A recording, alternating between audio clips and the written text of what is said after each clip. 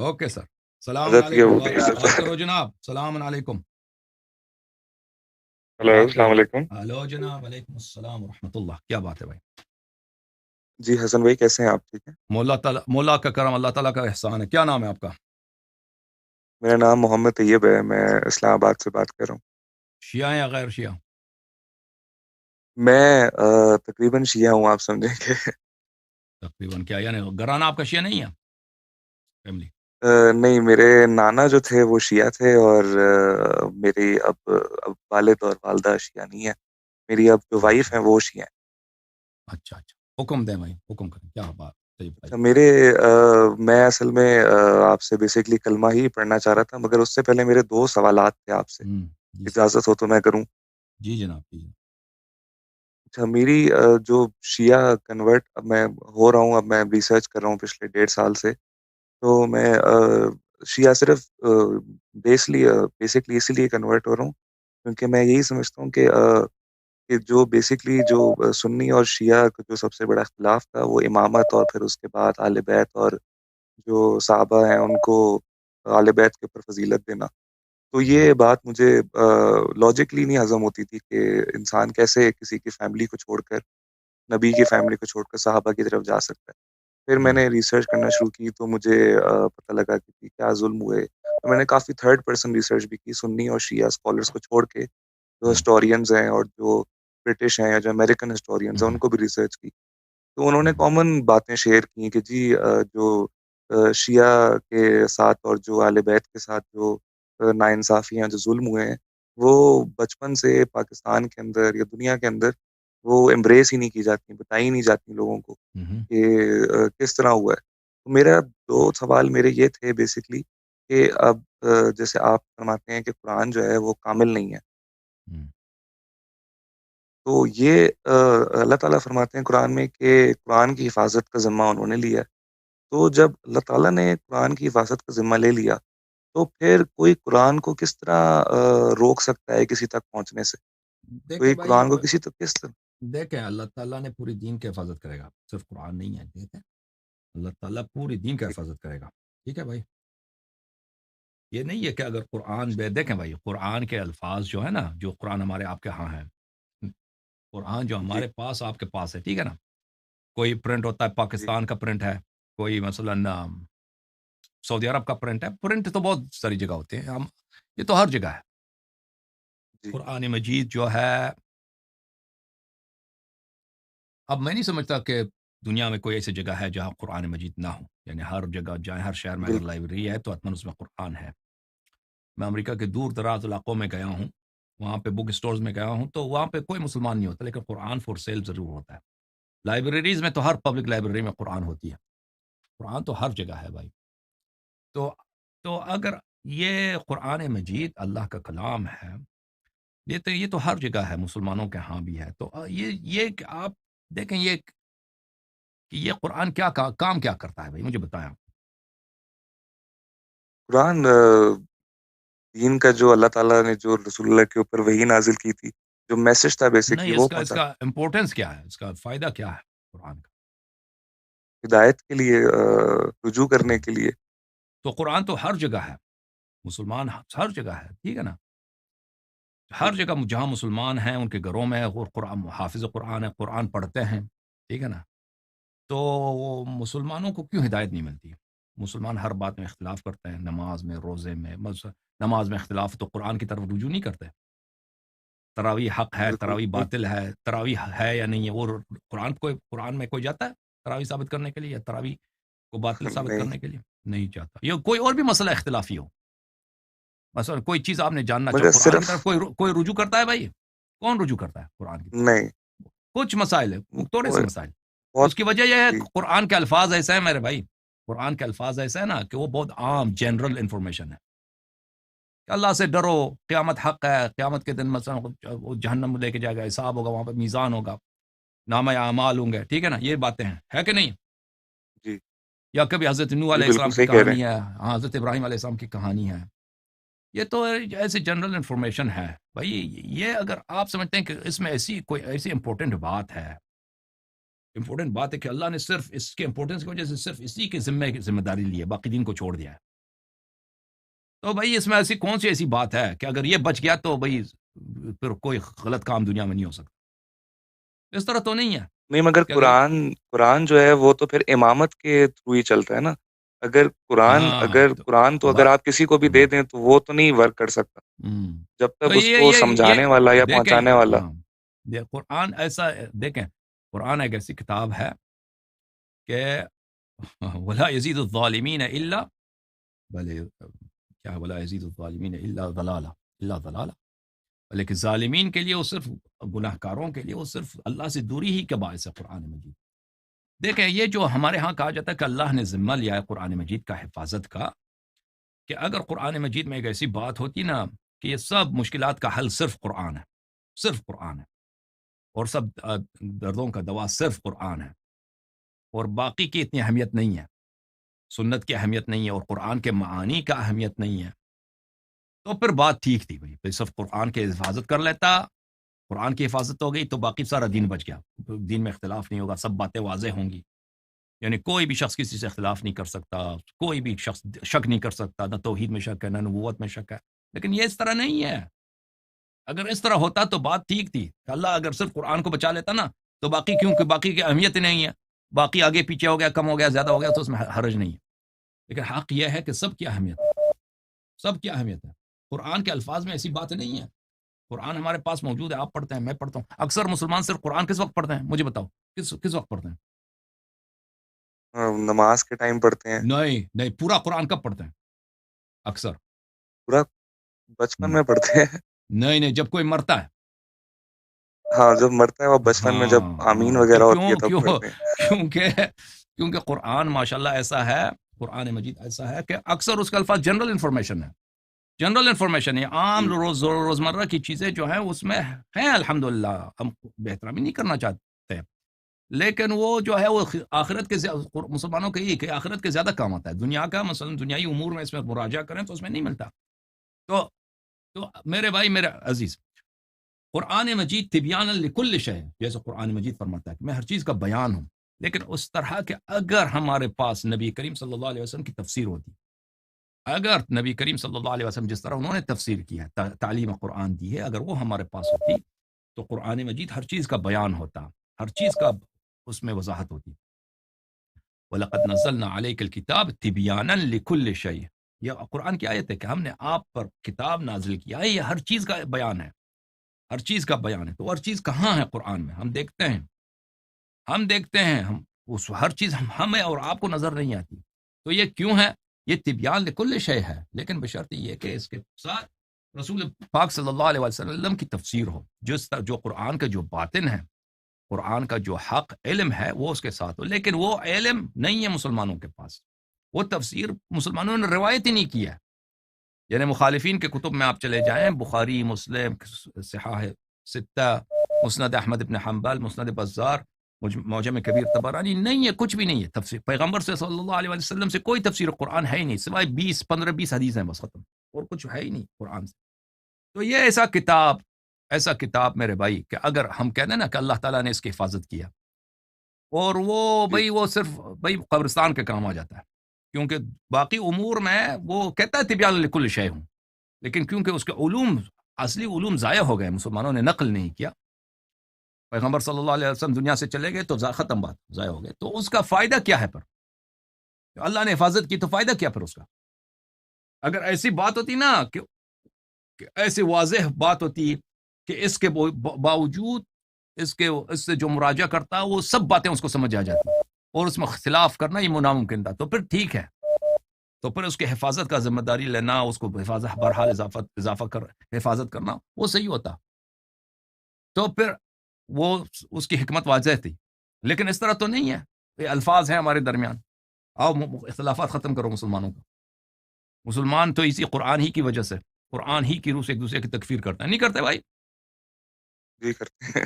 ایک دوسرے کو مشرک بناتے ہیں قرآن کی روح سے. وہ جو تکفیر کرنا تو سب سے پہلے قرآن سے، کہ میرے پاس 10 آیتیں، اس آیتوں کی روح سے فلانی کافر ہے. تو بہرحال، تو میرے بھائی قرآن میں ایسی، میں آپ کو بتاتا ہوں، میرا جو قرآن میں ایسی کوئی آیت نہیں ہے کہ اللہ تعالیٰ نے ذمہ لیا ہو کہ میں نے قرآن کی حفاظت کرنا ہے، اس کو کمی بیشی سے، کوئی ایسی آیت نہیں. کوئی ایسی آیت نہیں. یہ سب مسلمانوں نے قرآن کی طرف نسبت دی ہے, ایسی کوئی بات نہیں. اللہ تعالیٰ نے یہ دین جو نازل کیا ہے مذاق کے لیے نازل نہیں کیا, یہ آخری دین ہے, اور اس پورے دین کی حفاظت کا ذمہ داری لیا اللہ نے. یعنی جس طرح الفاظ قرآن ضروری ہیں, اسی طرح قرآن کے معانی بھی ضروری ہیں.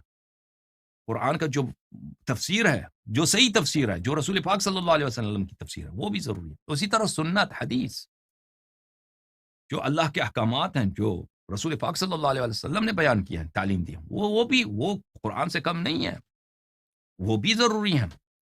کہ اگر وہ اس میں ملاوٹ ہو جائے, آگے پیچھے ہو جائے, اس میں کوئی عرض نہیں, وہ بھی ضروری. ان سب کا اللہ تعالیٰ نے ذمہ لیا. وہ کیسے کہ اللہ تعالیٰ نے نبی صلی اللہ علیہ وسلم کے بعد انہی جیسے 12 امام معصوم بنائے ہیں, 12 امام معصوم بنائے, اور وہ قرآن کے حافظ ہیں, تو قرآن سر کے ظاہر کے حافظ بھی ہیں, باطن کے بھی حافظ ہیں, ٹھیک ہے نا, اور نبی تو کریم سر صلی اس کا اللہ علیہ مطلب تو وسلم یہ کے ہے کہ تمام علوم کے حافظ ہیں.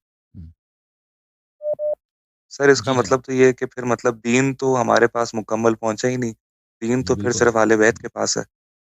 جو اصلی تو دین کامل ہے, بالکل بالکل بالکل حقیقی ہے. جو ہمارے پاس ہے دین ناقص ہے. جی ہاں, دین ناقص, اس میں کوئی شک ہے بھائی, دین ہمارے پاس ناقص, لیکن جتنا ہمارے پاس پہنچا ہے نا وہ حق ہے, جتنا ہمارے پاس پہنچا ہے. لیکن اس وجہ یہ نہیں ہے اس کی اللہ نے کوئی کوتاہی نہیں کی ہے, اللہ نے دین کامل بھیجا ہے. لیکن دین پہ جو گزرا ہے نبی کریم صلی اللہ علیہ وسلم کے زمانے میں, کہ وہ تنہا تھے, وہ مثلا وَإِذَا رَأَوْا تِجَارَةً أَوْ لَهْوًا انفضوا إِلَيْهَا وَتَرَكُوكَ قَائِمًا. یہ قرآن مجید کی آیت ہے. دیکھو میں سورہ جمعہ کی میں آیت آپ کو دکھا دیتا ہوں کہ پیغمبر صلی اللہ علیہ وآلہ وسلم نے تو کوشش کی ہے, اب کوئی سیکھنے والا نہیں تو اس میں مشکل, اس میں ان کا کیا قصور ہے. یہ آیت تم دیکھو عزیزو, ترجمہ بھی دیکھو, یہ میرا ترجمہ توڑیا, سورہ مبارکہ جمعہ, جمعہ ہے یا منافقین ہے, نہیں جمعہ ہے, سورہ جمعہ.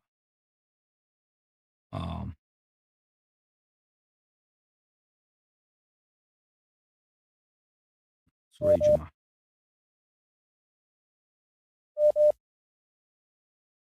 سورہ جمعہ کے بالکل آخر میں جی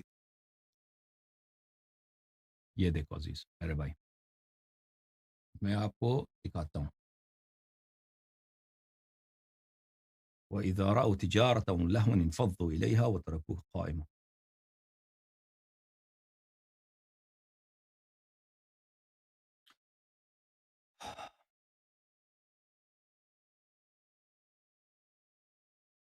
کیونکہ اگر میں اس کو ترجمہ کرتا پھر آپ لوگوں کو یقین نہیں آتا, کہ کہتے کہ شیعہ مولوی غلط ترجمہ کر رہا ہے, ٹھیک ہے نا. یہ دیکھ لو, یہ قرآن مجید کی آیت ہے, سورہ مبارکہ جمعہ, سورہ مبارکہ جمعہ. میں اس کو کچھ زوم ان کر دوں تاکہ آپ کو نظر آئے. وَإِذَا رَأَوْا تِجَارَةً أَوْ لَهْوًا انفضوا إِلَيْهَا, اور جب کوئی سودا بکتا دیکھیں یا کوئی تماشا نظر آ جائیں تو اس کی طرف دوڑے جاتے ہیں, ٹھیک ہے نا. وَإِذَا رَأَوْا تِجَارَةً, جب صحابہ کرام کو, نبی کریم صلی اللہ علیہ وسلم ممبر پہ خطبہ دے رہے ہیں, صحابہ کرام کو بازار میں کوئی سوداگر آیا, مثلا آپ کے شہر میں مسجد کے سامنے کوئی سبزی بیچنے والا ہے نا, جی کوئی کپڑے بیچنے والا ہے, کہ بھائی کپڑے لے لو 100 روپے میٹر. صحابہ کرام دوڑ کے, وہ نہیں آرام سے دوڑ کے نکلتے ہیں. یا کوئی تماشا والا, تماشا کون دکھاتا ہے, مداری کوئی آتا ہے تماشا دکھاتا ہے. اچھا, یہ صحابہ کرام کی حالت ہے. وَإِذَا رَأَوْا تِجَارَةً أَوْ لَهْوًا انفضوا إِلَيْهَا, اور جب کوئی سودا بکتے دیکھیں یا کوئی تماشا نظر آ جائے تو اس کی طرف دوڑ جاتے ہیں. وَتَرَكُوكَ قَائِمًا, اور آپ کو کڑا ہی چھوڑ دیتے ہیں. سمجھ آئی نا بات آپ کو جی بھائی؟ جی ہاں طیب بھائی, دیکھیں ایک ٹیچر ہے, جی مثلا آپ سب سمجھے, آپ ہائی اسکول میں ٹیچر ہیں, آپ وہاں پہ صرف انگلش پڑھاتے ہیں, میتھ پڑھاتے ہیں, جو پڑھاتے ہیں نا. اب کلاس کے باہر کوئی شخص آتا ہے, وہاں پہ آلو چولے کوئی بیچنے آتا ہے, یا کوئی مثلا کوئی کرتب دکھانے آ جاتا ہے, کلاس والے سب دوڑ کے نکلتے ہیں اور آپ کو کڑے ادھر چھوڑ کے چلے جاتے ہیں. آپ بتائیں آپ کی کتنی عزت ہے اس میں, ٹیچر, ایک ٹیچر کی عزت, کوئی دوڑ کے عزت نہیں نکلتے ہیں, رہی. کوئی عزت نہیں رہا. تو اگر صحابہ نے دین صحیح نہیں سیکھا ہے, صحابہ کی جب قرآن یہ کہتا ہے کہ یہ ان کی یہ حالت ہے, وَإِذَا رَأَوْا, کہ نبی کریم صلی اللہ علیہ وسلم جو سردار انبیاء آخری نبی ہیں, وہ فصاحت بلاغت کے ساتھ, معجزات کے ساتھ احکام بتاتے ہیں, دین و دنیا کی خیر بتاتے ہیں, ان کو کڑا چھوڑ کے وہ تماشا دیکھنے کے لیے بھاگتے ہیں, دوڑ کے جاتے ہیں, دوڑ کے جاتے ہیں. یہ حالت ہے. تو یہ نبی کریم صلی اللہ علیہ وسلم اللہ کی جانب سے کوئی تقصیر نہیں ہے کہ ان دین ہمیں پہنچا تو کامل نہیں پہنچا. تو لوگ ایسے تھے بھائی, ان پڑھ لوگ ہیں, قدر نہیں کرتے.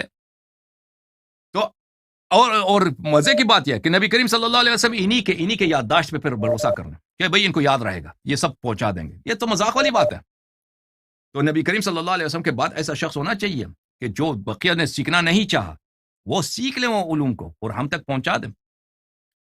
تو اس کے بعد نبی کریم صلی اللہ علیہ وسلم کے جو اوصیات تھے, جو ان علوم کے حامل تھے, ان کا دروازہ جلاؤ, ان کا گھر جلاؤ, ان کے زمین پہ قبضہ کرو, ان کو اپنے روٹی کا محتاج بناؤ, اور کسی کو ان کی طرف جانے نہ دو, کوئی ان کی اتباع کرے ان کو قتل کر دو, پھر انہی کو قتل کر دو, ذبح کر دو بری طرح سے, یا کی بات دیگر.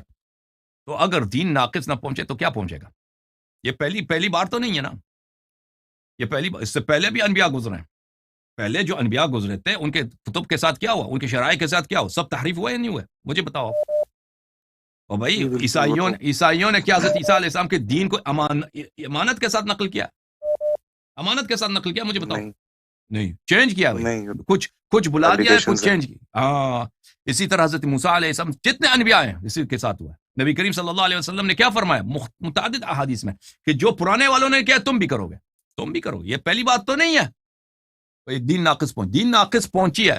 جی ہاں ناقص, لیکن جتنے ہمیں ضرورت ہے اتنا ہمیں پہنچا. اہل بیت علیہ السلام نے میک شور کیا ہے کہ امام زمانہ عجل اللہ تعالیٰ فرجہ شریف جب آئیں گے, جب ظہور کریں گے, جو ان کے پیچھے عیسیٰ ابن مریم علیہ السلام نماز پڑھیں گے, ایک پیغمبر اولو العزم ان کے پیچھے نماز پڑھیں گے, وہ سب اسرار دین کے ظاہر کریں گے, سب دین کے جو باتیں چھپائی گئی وہ ظاہر کریں گے. ایک وقت آئے گا, لیکن اس وقت تک جو ہمیں پہنچا ہے, جو ہمیں صحیح توحید کی ضرورت ہے وہ ہمیں پہنچا ہے. اس طرح نہیں ہے کہ کچھ بھی نہیں پہنچا.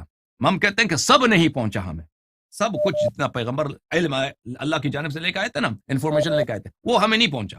جی. اور لیکن اس میں یہ قصور نہیں ہے, نہ اللہ کا کوئی قصور ہے, نہ نبی صلی اللہ علیہ وسلم کا قصور ہے. اس میں قصور ہے ظالمین کا اور لوگوں کی, خود مسلمانوں کی بددیانتی کا. لیکن جتنا ہمیں پہنچا ہے, جو ضروری باتیں ہیں جن کی ہمیں ضرورت ہے وہ پہنچی. توحید کیا ہے, اللہ کے صفات کیا, اللہ کی عبادت کیسے کرنی ہے, ہم نے نکاح کیسے کرنا ہے, ہم نے طلاق کیسے دینا ہے, ہم نے روزے ماہ رمضان میں کیسے رکھنا ہے, ہم نے حج کیسے بجا لانا ہے, اور مختلف امور میں اہل بیت علیہ السلام نے میک شور کیا کہ یہ باتیں ہم تک پہنچ جائیں. لیکن سب باتیں وہ ممکن نہیں تھا اس زمانے میں کہ سب باتیں, یہ اس کا کوئی حامل ہو بھی نہیں سکتا نا, کوئی ظروف نہیں تھے اس کا, کوئی ظرف سے مراد میں یہ لیتا ہوں کہ کیپیسٹی بھی نہیں تھا کہ وہ سب باتیں سب لوگوں تک امانت داری سے پہنچ جائیں, اس کا وقت بھی نہیں تھا اس وقت. لیکن جو لازمی باتیں ہیں وہ صحیح باتیں ہیں, وہ ہمیں پہنچا اہل بیت علیہ السلام کے صدقے, الحمدللہ رب العالمین. مزید بولیں. جی سر, ایک اور سوال میرا یہ تھا, اجازت ہو آپ کی, تو یہ تھا کہ جی مطلب اب یہ سب چیزیں جو ہیں, مطلب جو ظلم ہوا اہل بیت پر, جو ہمارے تک دین ناقص پہنچا, اور جو رسول اللہ کے ساتھ یہ جو منافق تھے صحابہ سارے, اور ان کے ساتھ مطلب یہ سارا پھر فیٹ ہوا نا, مطلب یہ سارا سب اللہ کی مرضی سے ہوا. اللہ کی مرضی اس طرح نہیں کہ اللہ اس پہ خوش ہے, یعنی اللہ اس پہ ریوارڈ دے گا. اللہ نے اس دنیا کو اس طرح بنایا ہے میرے بھائی کہ اگر کوئی گناہ کرنا چاہے اس دنیا میں تو وہ گناہ کر سکتا ہے, کیونکہ یہ دنیا کس کے لیے؟ امتحان کے لیے. دنیا امتحان کے لیے, میرے اور آپ کے لیے نا. ابھی اب میں نماز نہ ہم دونوں نماز نہ پڑھیں, چھوڑ سکتے ہیں نماز؟ کوئی مشکل ہے بھائی نماز نہ پڑھنا؟ جی. مجھے بتاؤ, کوئی مشکل ہے نماز نہ کوئی پڑھنا؟ مشکل نہیں. رمضان کے مہینے میں ہم روزہ نہ رکھیں, کوئی مشکل ہے؟ نہیں, کوئی مشکل. کر سکتے ہیں, یعنی روزہ بلا وجہ ہم روزہ کھا لیں, کر سکتے ہیں نہیں کر سکتے؟ کر سکتے. ہاں, یہ اللہ نے یہ ہمیں یہ آپشن دی ہے, اختیار دیا. یہ دنیا اختیاری ہے, جبر نہیں ہے اس دنیا میں کہ آپ مجبور ہیں, روزہ رکھنا ہی پڑے گا. نہیں, اللہ نے واجب کیا ہے کہ روزہ رکھو, آپ نہیں رکھتے اس کا گناہ ہے, قیامت کے دن جواب دینا ہوگا. لیکن آپ اگر چاہو تو نہ کرو. لیکن یہ سب اللہ تعالیٰ نے سسٹم یہی بنا ہے. یہ اللہ کے ارادے سے ہوا؟ جی اللہ کے ارادے سے ہوا, اللہ نے یہ ارادہ کیا ہے. لیکن اللہ نے کیا یہ راضی اللہ اس بات پہ ہمیں ریوارڈ دے گا کہ ہم روزہ نہ رکھیں. ہم روزہ کہتے ہیں بھائی اللہ, یہ تو اللہ کی مرضی سے ہے, ہمیں کوئی ملامت نہ کرے, ہمیں بلا نہ کہو. تو پھر تو اگر یہ ہے نا, پھر دنیا میں جتنے لوگ برے کام کرتے ہیں نا, کوئی قتل کرتا, کوئی آپ کا پیسہ اٹھا لیتا ہے, تو اس کو برا نہ کہو, کیونکہ اللہ کی مرضی سے ہوا. اہل بیت علیہ السلام پہ ظلم ہوا ہے, اللہ کی مرضی سے ہوا. بھائی اللہ مرضی, کیا مرضی اس کو بولتے ہیں؟ مرضی, رضا. اللہ کی رضا یعنی اللہ اس بات پہ ریوارڈ دے گا, اللہ اس بات پہ ثواب دے گا. نہیں، اہل بیت علیہ السلام پہ جو ظلم ہوا ہے اللہ نے اس کا حکم نہیں دیا. اللہ نے کہا کہ ظلم نہ کرو، کسی پہ بھی ظلم نہ کرو، چاہے بالخصوص انبیاء علیہ السلام پر، بالخصوص اوصیاء پر، ان پہ ان سے محبت کرو، ان کی اطاعت کرو، ٹھیک ہے نا. اور ریوارڈ بھی کوئی نہیں دے گا. لیکن اگر کوئی چاہے بھلے، جی ہاں، ابھی آپ جائیں بم رکھ دیں خانہ کعبہ میں، نستجیر باللہ، بم رکھ سکتے ہیں. اگر کوئی ہمیں پکڑے نا تو رکھ سکتے ہیں بھائی. ٹھیک ہے، کوئی کسی مسجد میں لوگ بم رکھتے ہیں، لوگ مرتے ہیں، تو خانہ کعبہ میں بھی ہو سکتا ہے. پہلے بھی مسلمانوں نے کیا، خانہ کعبہ کو مسمار کیا مسلمانوں نے. تو یہ کیا اللہ سے راضی ہے؟ نہیں، اللہ راضی نہیں ہے. لیکن یہ دنیا سسٹم ہی یہی ہے بھائی، اس کا کوئی اور طریقہ کار ہی نہیں ہے کہ اچھے کو برے سے جدا کرنا، کہ اچھوں کو روز قیامت ان کو ریوارڈ دیا جائے، ان کو ثواب دیا جائے، ان کو جنت دیا جائے، اور جو فضول لوگ ہیں جنہوں نے غلط کام کیا ان کو جہنم بھیجا جائے. اس کے کوئی طریقہ کار ہی، یہ سسٹم اللہ نے بہت حکمت کے ساتھ بنایا. سسٹم بڑا حکیمانہ ہے. اور یہ بھائی دھوکہ دینا کہ اگر ظلم ہوا ہے تو اللہ راضی ہے اس سے، اللہ کوئی راضی نہیں. پیغمبر صلی اللہ علیہ وسلم کو شہید کرو، اللہ راضی ہے، اللہ کی مرضی سے ہوا. یہ فراڈ ہے کہ نہیں بھائی؟ مجھے بتاؤ تو بھائی. ہاں فراڈ ہے یہ تو، میں تو اسی لیے سمجھتا ہوں. خیر ہاں، جن لوگ دیکھو یہود جو تھے نا، قرآن مجید میں آیت ہے وَتَقْتُلُونَ الْأَنْبِيَاءَ بِغَيْرِ الْحَقِّ، کہ یہود جو ہے انبیاء علیہ السلام کو قتل کرتے تھے. آپ نے انبیاء کو بھائی ذبح کرو، قتل کرو، دیگچی میں ڈال کے پکا دو اس کو، بیچارے کو، نبی کو. بہت سارے انبیاء گزرے، تو ظلم تو بہت ہوا ہے، اللہ کی مرضی سے ہوا ہے، بس اس کو کچھ نہ کہو. یہ تو بہت بڑا فراڈ ہے بھائی.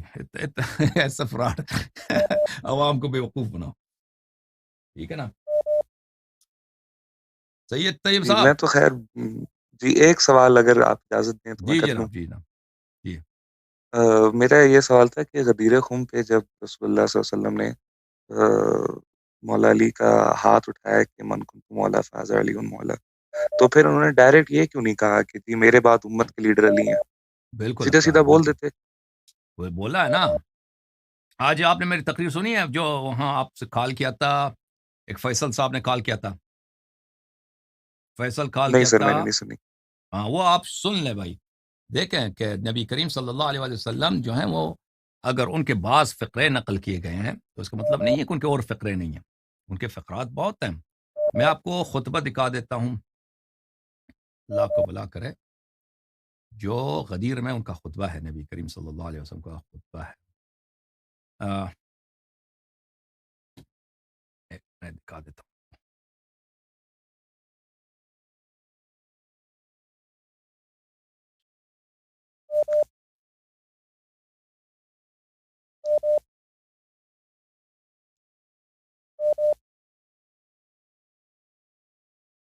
آپ سے پہلے 1-2 گھنٹے پہلے کسی نے کال کیا تھا، اس کا نام فیصل تھا، کراچی سے. انہوں نے بھی آپ ہی جیسا سوال کیا تھا کہ ان کا سوال یہ تھا کہ نبی کریم صلی اللہ علیہ وسلم نے کیوں اس بات پہ زیادہ زور نہیں دیا، مثلا مزید بیان نہیں کیا. جی اچھا، ملاحظہ فرمائیے عزیزو، یہ کتاب ہے تو اس کے میں جواب میں آپ دیکھیں کہ جو باتیں نقل ہوئی ہیں نا، نقل ہوئی ہیں ہمیشہ نبی کریم صلی اللہ علیہ وسلم سے، کیونکہ وہ ہمارے معاصر نہیں ہے نا، ہمارے کنٹمپرری تو نہیں ہے. ٹھیک ہے نا؟ جی کنٹمپرری ہے کیا نبی صلی اللہ علیہ وسلم ہمارے؟ طيب بھائی، نہیں کنٹمپریری تو نہیں ہے. ہمارے ہم زمانہ نہیں ہے، وہ پہلے گزرے ہیں. تو انہوں نے جو کہا ہے، جو کچھ ان سے نقل ہے تو لوگوں کے تھرو ہے. ٹھیک ہے نا؟ لوگوں کے ذریعے سے جی نقل ہوا ہے. اور جن لوگوں نے نقل کیا ہے ان کے نظریات، ان کے اپنے تعصبات، اور ان کے اپنے جس سیاسی ماحول میں وہ رہتے تھے اس پہ بڑا اثر انداز ہوتا جی، ہے. وہ تو اپنی ایڈیشنز ہیں، ان کی اپنی فیبریکیشنز ہیں. ہاں، تو وہ اس کی بڑی وجوہات ہے. اہل بیت علیہ السلام کی جانب سے میں دکھاتا ہوں آپ کو کہ ان کی جانب سے جو نقل ہے، یہ کتاب سلیم بن قیس ہلالی ہے. یہاں پر ملاحظہ فرمائیے میرے محترم ناظرین، میں آپ کو لے کے چلتا ہوں صفحہ نمبر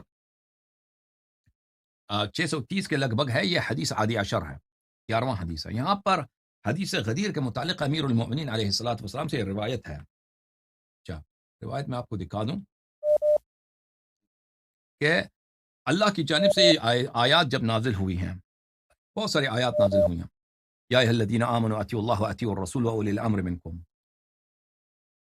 آیات نازل ہوئی انما ولیکم اللہ ورسولہ والذین آمنوا الذین یقیمون الصلاۃ ویؤتون الزکاۃ وهم راکعون. آیت نازل ہوئی ہم حسبت ان تترکوا ولما يعلم اللہ الذین جاہدوا منکم ولم يتخذوا من دون اللہ ولا رسولہ ولا المؤمنین ولیا. یہ آیات جب نازل ہوئی ہے تو صحابہ نے پوچھا یا رسول اللہ صلی اللہ علیہ وآلہ وسلم، یہ آیات جو نازل ہوئی ہیں یہ سب مومنین کے لیے یا خاص ہیں؟ تو اللہ تعالیٰ نے یہ حدیث امیر المؤمنین علیہ السلام سے منقول ہے. وہ کون نقل کرتا ہے؟ خود راوی جو ہے اس کتاب کے مصنف. اس کا کوئی وہ بھی نہیں ہے، سلسلہ روات بھی نہیں، یعنی بالکل نہایت ہی صحیح. تو یہ جب لوگوں نے سوال کیا تو اللہ نے اپنے حبیب صلی اللہ علیہ وسلم کو حکم دیا ان يعلمهم ولاة امرهم ويفسر لهم من الولاية ما فسر لهم من صلاتهم وزكاتهم وصومهم وحجهم.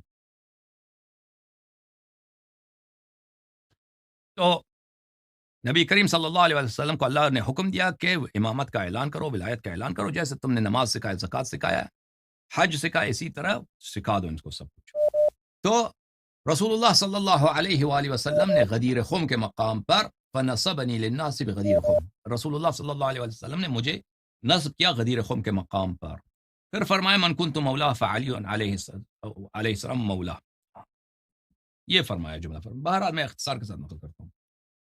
اس وقت سلمان نے پوچھا تھا، اسی وقت سلمان نے غدیر خم میں سوال کیا تھا یا رسول اللہ ولاء کماذا، یا جو آپ فرماتے ہیں من کنت مولا، مولا یہ ولا سے ولایت سے مشتق ہے. یہ کون سی ولایت آپ کی مراد ہے؟ کیسی ولایت آپ کی مراد ہے؟ فقال، نبی کریم صلی اللہ علیہ وسلم نے جواب دیا ولاء کولایتی من کنت اولا به من نفسه فعلی علیہ السلام اولا به من نفسه.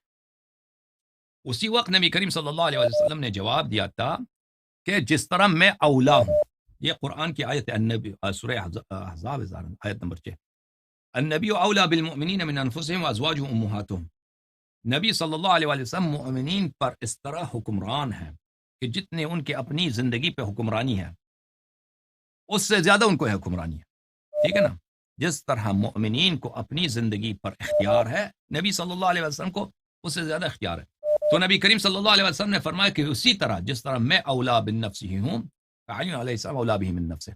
تو اس وقت اللہ تعالیٰ نے آیت نازل کی الیوم اکملت لکم دینکم واتممت علیکم نعمتی ورضیت لکم الاسلام دینا. تو ابو بکر اور عمر نے اس وقت کھڑے ہو گئے تھے، انہوں نے پوچھا تھا، سوال کیا تھا یا رسول اللہ هذه الآیات خاصۃ فی علی، یہ آیات جو آپ نے آیتیں پڑھی ہیں اطیعوا اللہ واطیعوا الرسول واولی الامر منکم، یہ صرف علی علیہ السلام کے لیے ہے. اور یہ جو آپ نے کہا کہ ان کا حکم اسی طرح چلے گا جس طرح میرا حکم چلتا ہے، جس طرح آپ کو اپنی زندگی کا اختیار ہے اس سے زیادہ علی علیہ السلام کو آپ کی زندگی کا اختیار ہے، تو یہ صرف علی علیہ السلام کے لیے. تو رسول اللہ صلی اللہ علیہ وسلم نے کہا جی نہیں. بلا کا مطلب ہے یعنی جی نہیں. بلا کا کیا مطلب ہے؟ یعنی جی نہیں. فیہ وفی اوصیاء الی یوم القیامہ، علی علیہ السلام کے لیے اور میرے اوصیاء جو روز قیامت تک آئیں گے. تو ابو بکر اور عمر نے پوچھا یا رسول اللہ صلی اللہ علیہ وآلہ بینہم لنا، ان کو بیان کریے وہ کون ہے آپ کے اوصیاء قیامت تک. تو فرمایا علی اخی، علی میرے برادر ہیں، وہ وزیری اور میرے مشکل کشاں ہیں، وہ وارثی. وزیر کس کو بولتے ہیں؟ وزیر وہ شخص جو آپ کی مشکلات کو آسان، آپ کا بوجھ ہلکا کرنے والا. وزیر یعنی میرا بوجھ ہلکا کرنے والا. وہ وارثی میرے وارث ہیں، وہ وصی میرے وصی ہیں، وہ خلیفتی اور میرے جانشین فی امتی میرے امت پر، وہ ولی کل مؤمن بعدی اور میرے بعد ہر مؤمن کے ولی ہیں. ثم ابنی الحسن ثم ابنی الحسین، پھر میرا بیٹا حسن، پھر میرا بیٹا حسین. ثم تسعۃ من ولد ابنی الحسین، اور پھر 9 امام آئیں گے حضرت امام حسین علیہ السلام کے نسل سے، واحد بعد واحد، ایک دوسرے کے بعد. القرآن معهم وهم مع القرآن، قرآن ان کے ساتھ ہے اور وہ قرآن کے ساتھ ہے. لا یفارقونہ ولا یفارقهم حتی یرد علی الحوض، علی حوضی، جب تک وہ حوض کوثر پہ مجھ پہ وارد نہیں ہوتے، میرے پاس نہیں آتے، یہ ان کے پاس. ٹھیک ہے نا؟ تو یہ الفاظ بہت زیادہ ہیں. اگر آپ اہل بیت علیہ السلام کے کتب کی طرف مراجعہ کریں کہ غدیر خم میں رسول اللہ صلی اللہ علیہ وآلہ وسلم نے کہ میرے وارث سے میرے جانشین ہیں ان کی طاعت کرو، یہ غدیر خم میں اور غیر غدیر خم میں نہایت کثرت کے ساتھ رسول اللہ صلی اللہ علیہ وآلہ وسلم نے فرمایا. اوکے جناب. جی جی سر، میں ایک بات کہنا چاہتا ہوں کہ خیر میری بڑی جرنی رہی ہے گناہوں سے اہل سنت اور پھر اہل سنت سے اب اہل تشیع، تو میں چاہتا ہوں کہ آپ مجھے آفیشلی کلمہ اگر ریسائٹ کروا دیں. جی میں آپ تو کو میں خیر انشاءاللہ آپ کے ساتھ میں بھی کلمہ پڑھوں گا انشاءاللہ. میں ایک چیز دکھانا جی چاہتا ہوں، ایک دل خوش کرنا چاہتا ہوں مومنین کا. ایک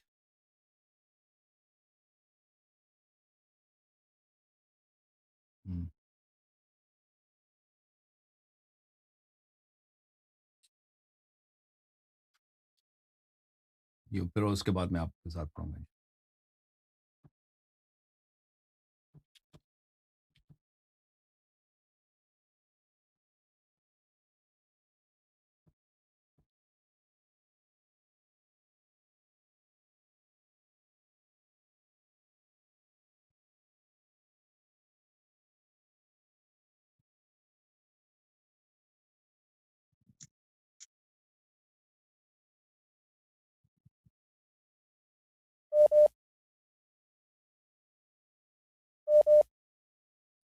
عزیزوں ملاحظہ فرمائیے کتاب الامالی لشیخنا المفید رحمہ اللہ، شیخ المفید کی امالی ہے جو قم میں چھپی ہیں، یہاں پہ مجلس نمبر 9 صفحہ نمبر 76 میں حدیث نمبر 2 میں یہاں پر حدیث طویل ہے، میں اس کے کچھ الفاظ آپ کی خدمت میں نقل کرتا ہوں کہ اللہ تعالیٰ نے حکم دیا نبی کریم صلی اللہ علیہ وآلہ وسلم کو، یا نبی بلے ان اللہ یامرک ان تقوم بتفضیل علی ابن ابی طالب علیہ السلام خطیبا علی اصحابک، اپنے صحابہ کو امیر المؤمنین علیہ الصلوۃ والسلام کے فضائل سکھاؤ، اپنے فضائل سکھاؤ، وہ اپنے فضائل بیان کرو. تو انہوں نے اس طرح فضائل بیان کیا امیر المؤمنین علیہ السلام کے کہ ایھا الناس، اے لوگو، انا البشیر وانا النذیر وانا النبی الامی، میں مکے والا پیغمبر ہوں، میں بشیر و نذیر ہوں. انی مبلغکم عن اللہ تعالی فی امر رجل لحمہ من لحمی، فرمایا کہ اللہ نے مجھے حکم دیا ہے کہ ایک شخص کی میں شان بیان کروں، ایک شخص کی میں فضیلت بیان کروں، جس کا گوشت میرا گوشت ہے، جس کا گوشت میرے گوشت سے ہے، وَدَمُهُ مِن دَمِّ، اور جس کا خون میرے خون سے ہے، وَهُوَ عَيْبَةُ الْعِلْم، اور وہ علم کا خزانہ ہے، وَهُوَ الَّذِي انْتَجَبَهُ اللَّهُ مِنْ هَذِهِ الْأُمَّةِ، وہ شخص ہے جس کو اللہ تعالیٰ نے اس امت سے برگزیدہ فرمایا ہے. وَاصْطَفَاهُ، اللہ تعالیٰ نے اپنے لیے اس کو اوپر بلند کیا ہے. وَتَوَلَّاهُ، اور اللہ تعالیٰ اس کے ولی ہیں، اللہ تعالیٰ اس کے حافظ ہیں، اور اللہ تعالیٰ خود نے اس کی ہدایت کی ہے. وَخَلَقَنِي وَإِيَّاهُ مِن طِينَةٍ وَاحِدَةٍ، اور اللہ تعالیٰ نے ان کو اور مجھ کو ایک ہی گل سے، ایک ہی مٹی سے بنایا ہے. فَفَضَّلَنِي بِالرِّسَالَةِ وَفَضَّلَهُ بِالتَّبْلِيغِ عَنِّي، اللہ نے مجھے رسالت سے مخصوص کیا ہے، اور اللہ تعالیٰ نے ان کو مجھ سے تبلیغ، میرے پیغام عالم تک پہنچانے کے لیے مخصوص کی ہے. وَجَعَلَنِي مَدِينَةَ الْعِلْمِ وَجَعَلَهُ الْبَابَ، اللہ تعالیٰ نے مجھے علم کا خزانہ اور ان کو علم کے خزانے کا دروازہ بنایا ہے. وَجَعَلَهُ خَازِنَ الْعِلْمِ، اللہ نے ان کو علم کے خزانے دار بنایا ہے. وَالْمُقْتَبَسُ مِنْهُ الْأَحْكَامِ، جن سے ہم نے حکم لینا ہے، حلال و حرام لینا ہے. وَخَصَّهُ بِالْوَصِيَّةِ، اللہ تعالیٰ نے ان کو میرا مخصوص وصی بنایا ہے، وصیت خصوص ان کے لیے ہے.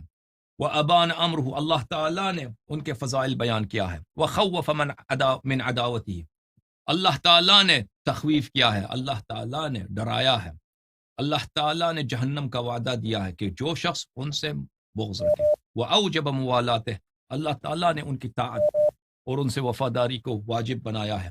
وَأَمَرَ جَمِيعَ النَّاسَ بِالطَّاعَةِ، اللہ نے فرمایا ہے، سب لوگوں کو فرمایا کہ ان کی نام بھی نہیں بتا رہے نا، اللہ نے فرمایا جی کہ اس شخص کی سب طاعت کرو. وَإِنَّهُ عَزَّ وَجَلَّ يَقُولُ مَنْ عَادَاهُ عَادَانِي مَنْ وَالَاهُ وَالَانِي، اللہ نے فرمایا ہے کہ جو اس شخص سے محبت کرے اس نے مجھ سے محبت کیا ہے، جو اس شخص سے دشمنی کرے وہ مجھ سے دشمنی کیا ہے. وَمَنْ نَاصَبَهُ نَاصَبَنِي، من خالفه خالفني، ومن عصاه عصاني، ومن آذاه آذاني، من أبغضه أبغضني، ومن أحبه أحبني، ومن أطاعه فقد أطاعني، ومن أرضاه فقد أرضاني، ومن حفظه فقد حفظني، ومن حاربه حاربني، ومن عانه عانني، ومن أراده أرادني، ومن كاده فقد كادني. کہ جو ان کا طاعت کرے اس نے میری طاعت کی ہے، جو ان کی اذیت کرے میری اذیت کی ہے، اور جو ان سے مکر کرے اس نے میرے سے مکر کیا ہے، اور جو اس نے ان کو راضی کیا ہے اس نے مجھے راضی کیا ہے. اسمعوا ایھا الناس اسمعوا، اے لوگو سن لو اچھی طرح سے. لما آمرکم بہ واطیعوہ، جو میں آپ کو حکم دینے لگا ہوں اس کو اچھی طرح سے سن لو اور اس کی اطاعت کرو. فإنی اخوفکم عقاب اللہ عز وجل، میں تمہیں باخبر کرتا ہوں، خبردار کرتا ہوں کہ اللہ تعالیٰ تم میں عذاب دے گا اگر تم نے نہیں سنی. بھلے. ثم اخذ بید علی امیر المؤمنین علیہ السلام فقال معاشر الناس هذا مولا المؤمنین وقاتل الکافرین، دست مبارک ہاتھ میں لیا امیر المؤمنین علیہ السلام نے کہا کہ اے لوگوں سنو کہ یہ مؤمنین کا مولا ہے اور کافرین کا قاتل ہے. وحجت اللہ علی العالمین، और अहल आलम पे अल्लाह की हुज्जत हैं। अल्लाहुम्मा इन्नी क़द बल्लग़्त वहुम इबादुक व अंतल क़ादिरु अला सलाहिम। ए अल्लाह शाहिद रहो कि मैंने बयान किया। अच्छा, बोलो अशहदु अन ला इलाहा इल्लल्लाह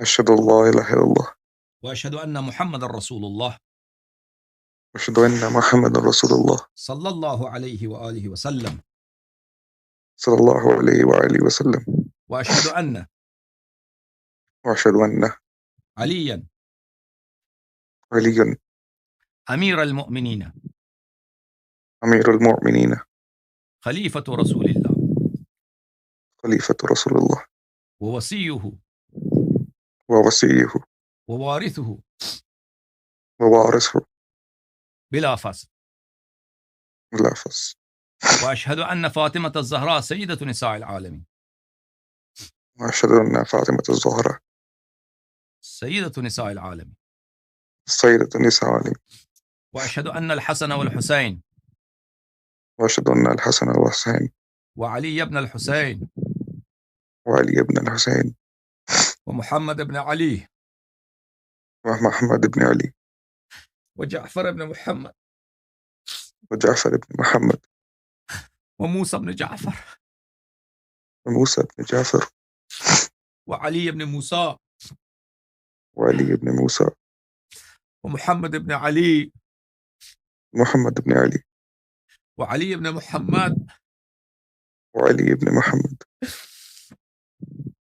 वल हसन इब्न अली वल हसन इब्न अली वल हुज्जत अल मुंतज़र अल महदी वल हुज्जत अल मुहतज़र हदी हुज्जतुल्लाह हुज्जतुल्लाह व औसिया रसूलिल्लाह व औसिया रसूलुल्लाह व खुलफ़ाउल्लाह अला खल्क़िह व खुलफ़ुल्लाह अला खल्क़िह अल्लाहुम्मा सल्लि अला मुहम्मद व आलि मुहम्मद व अज्जिल फ़रजहुम शरीफ। आपको मुबारक हो मेरे भाई, खुदा आपको जज़ाए खैर दे, खुदा इज़्ज़त दे आपको। Thank you sir, thank you खुदा अल्लाह ताला कबूल फरमाए, खुदा आपको जज़ाए खैर दे।